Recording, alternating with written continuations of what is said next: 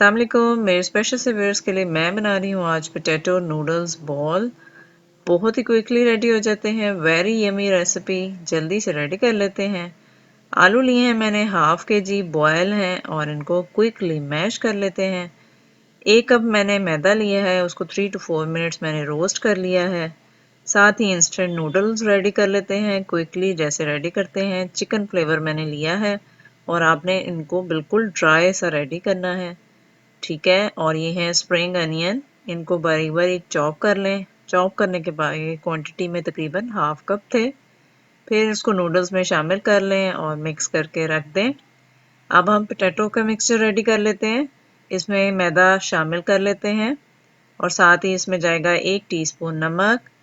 आप अपने टेस्ट के अकॉर्डिंग ले लीजिएगा। लाल मिर्च पाउडर 1 टीस्पून जाएगा और काली मिर्च पाउडर मैं 1/3 टीस्पून ऐड करके इसको अब हम अच्छी तरह से मिक्स कर लेते हैं।